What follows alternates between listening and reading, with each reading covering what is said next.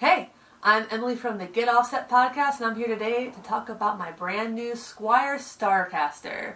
Now, I've been pretty obsessed with Starcaster since I saw Jessica Dobson from Deep Sea Diver play one. It's just like the look. I love offsets, obviously, and I love jazz boxes and semi-hollow body guitars. So when I saw these at Summer NAMM, I decided I really had to get one. The first chance I had to buy one on Reverb.com, I took it, haven't looked back. This is a very exciting purchase for me on a personal level. So what I'm not going to do in this demo is talk about the specs or read you a list of them. I'm assuming you can read them if you want to. I'll put them in the description of this video and a link on the website so you can look at them at your own leisure. This is the Classic Vibe series. Ryan Burke from 60 Cycle Hum recommended I get this one over the more entry level, I think the Affinity series. And I'm really glad I did. I love the covered humbuckers here. They're so nice. I like the walnut look of the stain. This is a very beautiful guitar. I've already got a lot of compliments on it. For being a Squier, the quality. So I'm going to start by talking about what I like about this guitar. First and foremost, I like the offset shape. I find it very comfortable. I'm not the smallest lady in the world, so if you're a smaller person, you might not agree with this. I'm about 5'7", a little bustier, and I can still make this one work. I feel like it fits really nicely under the crook of my arm here, which is, helps when you're playing sitting down. It's not going to be too exhausting, actually. I feel like I could play this guitar for hours easily. It's just that comfortable. As far as playing it standing up, one thing I was concerned about, and I'm always concerned about this in a bigger guitar, is the weight. Not an issue here. This thing weighs 7-8 pounds maybe, it feels like. I think a large part of that has to do with the fact that the center block is a lightweight wood. It's not mahogany like I think the 335s that Gibson used. I'm sure somebody will correct me if I'm wrong about that. I have an ES 135, and I know the center block in that is balsa wood, which is one of the reasons it's less heavy, which is one of the reasons I like that guitar so much. So whatever's inside of this feels about the same. As far as things like resonance go, I can't tell a difference. As far as things like tone go, I can't tell a difference between like a a mahogany center block and whatever this lightweight material is that I'm sure I could look up. So yeah, I don't really care about that. Another thing I like the neck feel, the neck shape. It's like a modern C. My hands fit around it really well. The nut width feels good, which is fantastic. The tuning machines, after I played out the slack and the strings, I think it came with 9s. So it's been staying in tune pretty well, so I'm pretty pleased with that. So we have separate controls for the volume and the tone on for each pickup, just like the Gibson guitars, and then the switching, which is, standard bridge, middle, neck. So yeah, I don't have a lot else to say about this guitar. I think it's beautiful. I think it feels really nice. I'm going to play through some effects in a minute.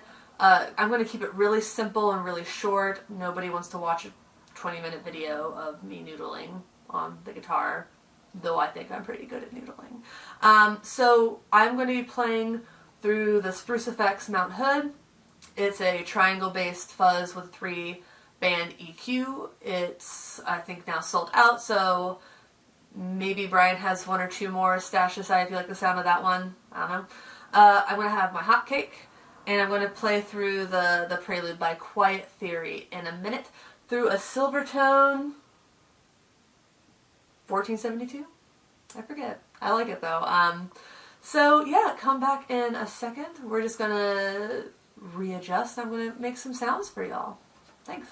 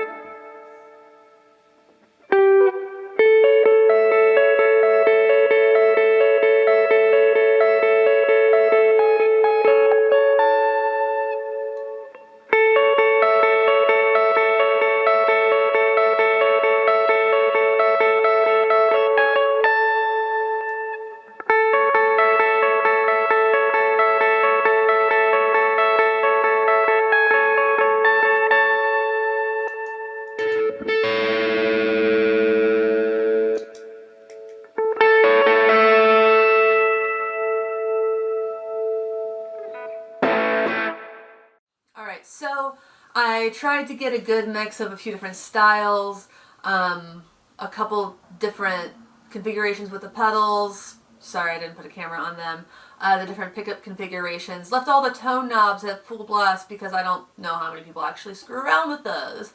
And I wanted to keep it under 20 minutes. But yeah, this guitar rips. Someone asked me if I wanted to change out the pickups right away. The answer to that is no, I don't want to switch out the pickups right away. I think especially with some dirt, if you're playing with either like a really nice overdrive or distortion pedal like the Hotcake, or some nice fuzz, it really cuts through that really well. So I'm really pleased with the way it sounds.